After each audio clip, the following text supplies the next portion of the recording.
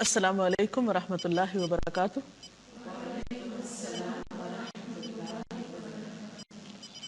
نحمده ونصلي على رسوله الكريم اما بعد فاعوذ باللہ من الشیطان الرجیم بسم اللہ الرحمن الرحیم رب اشرح لي صدری ويسر لي امری واحلل عقدۃ من لسانی یفقهوا قولی۔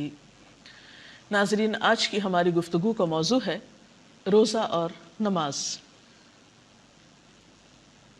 عام طور پر یہ بات دیکھنے میں آئی ہے کہ رمضان المبارک میں بہت سے لوگ روزے کا اہتمام تو کرتے ہیں، سحری اور افطاری کا اہتمام بھی ہوتا ہے، لیکن نماز سے غفلت برتتے ہیں۔ حقیقت یہ ہے کہ جس طرح روزہ اہم ہے، اسی طرح نماز بھی اہم ہے۔ روزہ اگر فرض عبادت ہے تو نماز بھی ایک فرض عبادت ہے۔ رمضان سال میں ایک مرتبہ آتا ہے تو نماز دن میں 5 دفعہ ادا کرنے کا حکم ہے۔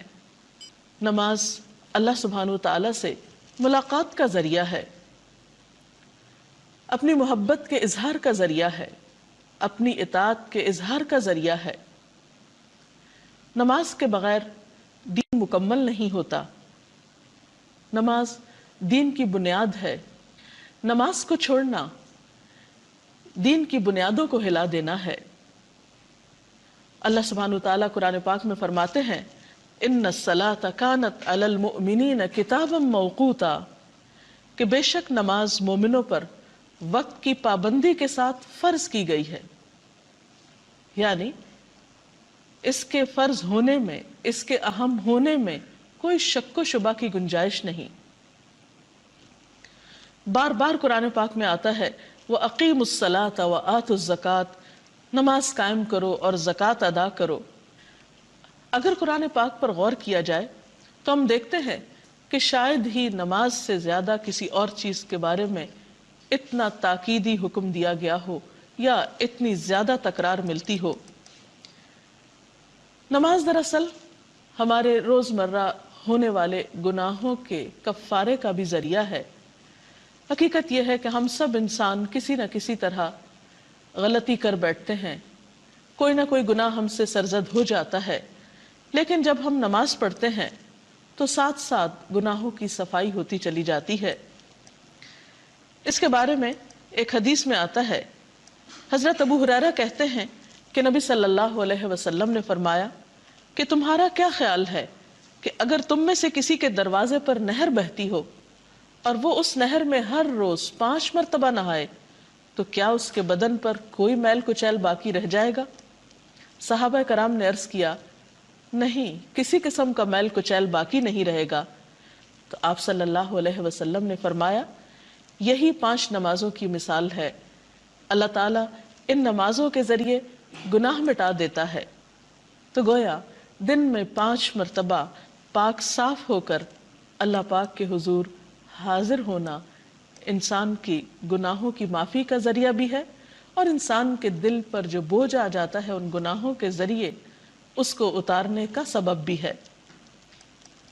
پھر خاص طور پر مرد حضرات اگر مسجد میں جا کر نماز پڑھتے ہیں تو اس کا اجر و ثواب اور بھی زیادہ ہے۔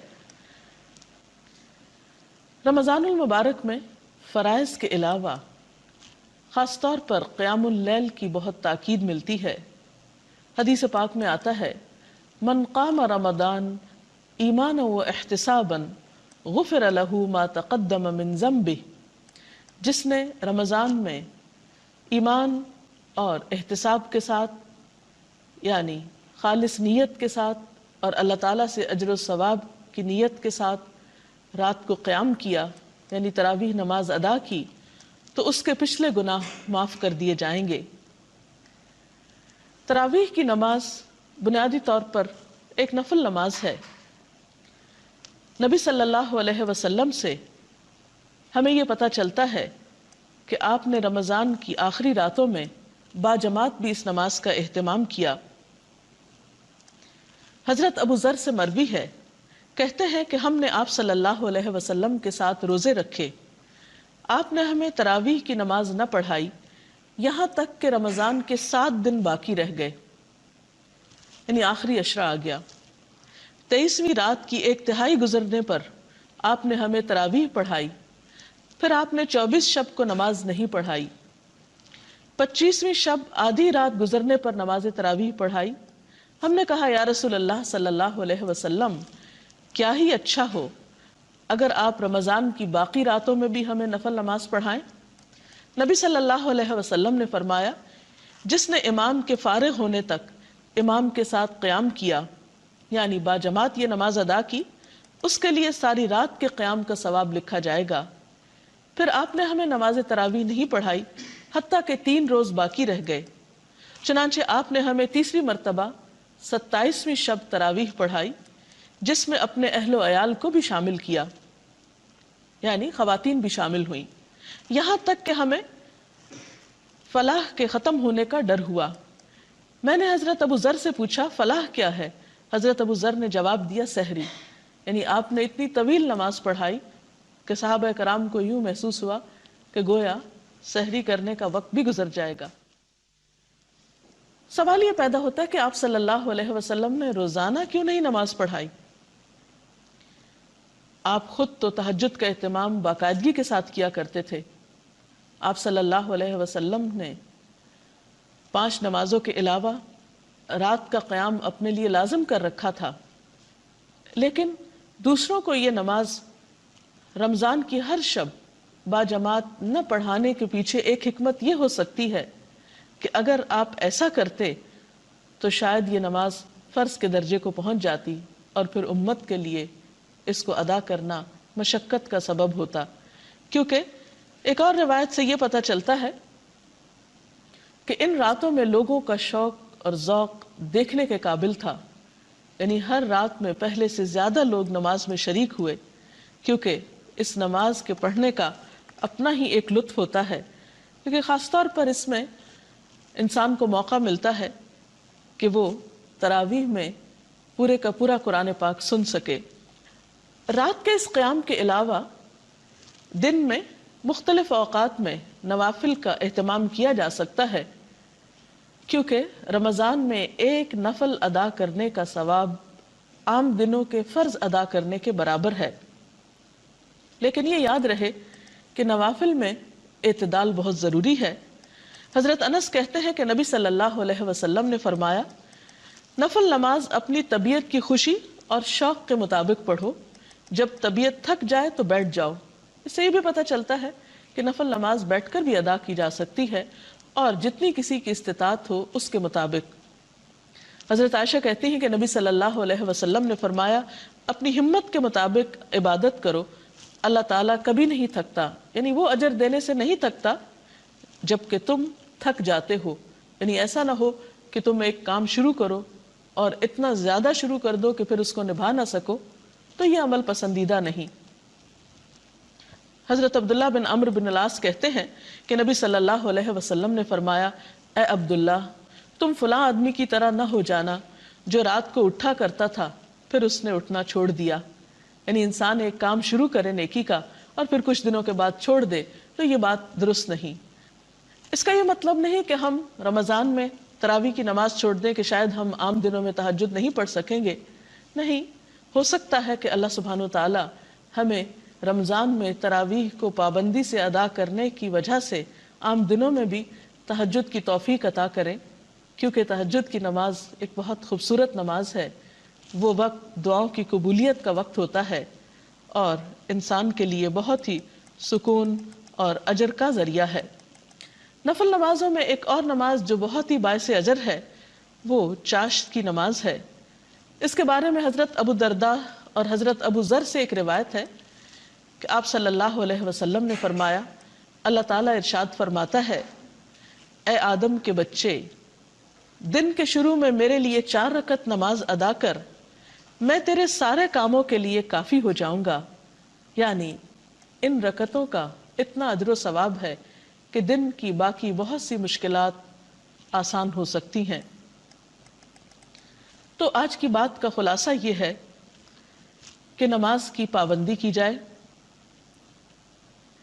اگر کوئی شخص نماز ادا نہیں کرتا تو اسے یہ بات اچھی طرح معلوم ہونی چاہیے کہ وہ اللہ تعالیٰ کے حق میں ایک بہت بڑی کوتاہی کا مرتکب ہو رہا ہے۔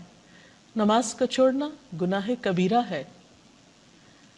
انسان سوچے تو اللہ سبحانہ و تعالیٰ نے ہمیں کتنی بے شمار نعمتیں دے رکھی ہیں۔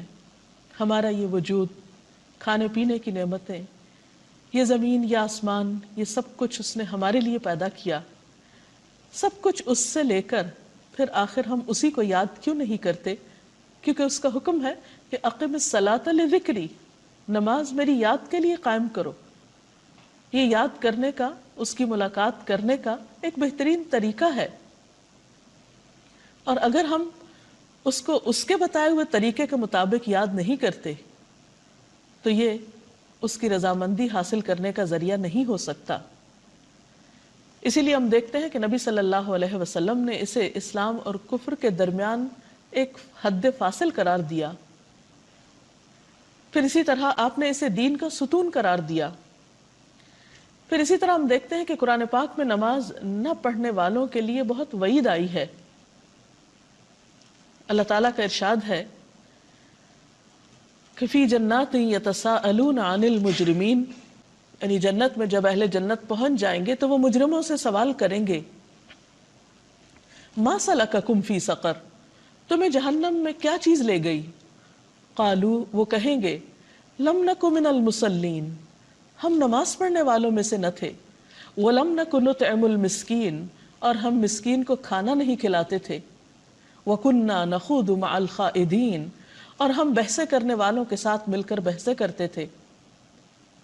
ہمیں سوچنا چاہیے کہ کہیں ہم تو ایسے لوگوں میں شامل نہیں کہ جو اللہ تعالیٰ کے حقوق بھی پامال کرتے ہوں اور دوسری طرف بندوں کا بھی خیال نہ کرتے ہوں اور محض باتیں ہی بنانا جانتے ہوں، کیونکہ کوئی بھی کام محض باتیں کرنے سے نہیں ہوا کرتا جب تک کہ عملی طور پر کوشش نہ کی جائے۔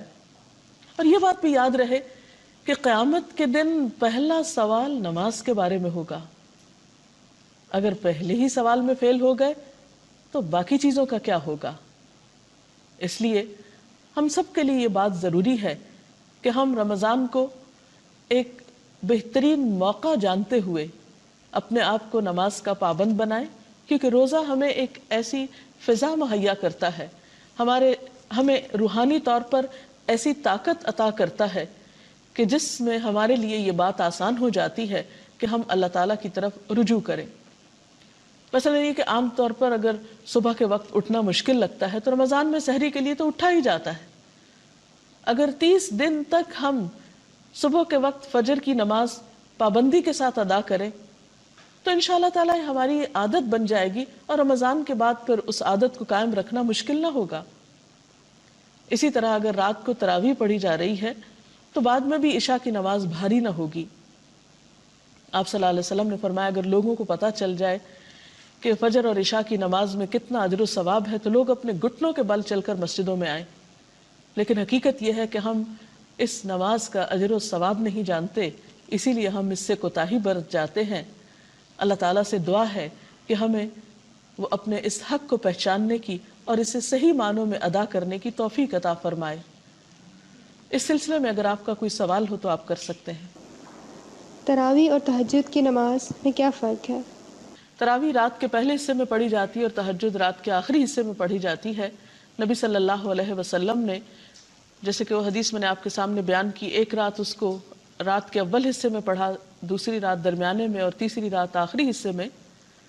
تو یہ قیام اللیل ہی کے بنیادی طور پر دو مختلف نام ہیں۔ میرا آپ سے سوال ہے کہ اگر نماز تراویح نہ پڑھ سکیں روزہ ہو جاتا ہے اس صورت میں؟ جی ہاں، اس لیے کہ روزہ الگ عبادت ہے اور نماز تراویح الگ عبادت ہے، لیکن جان بوجھ کے تراویح چھوڑنی نہیں چاہیے، کیونکہ اس نماز کی تاکید بھی ہے اور اس کا اجر و ثواب بھی بہت ہے، اور قیام کی حالت میں قرآن پاک کا پڑھنا اور سننا قیامت کے دن سفارش کا سبب بھی ہے۔ اس کے ساتھ ہی ہمارے آج کے پروگرام کا وقت ختم ہوا چاہتا ہے۔ کل تک کے لیے اجازت چاہتے ہیں۔ اللہ حافظ۔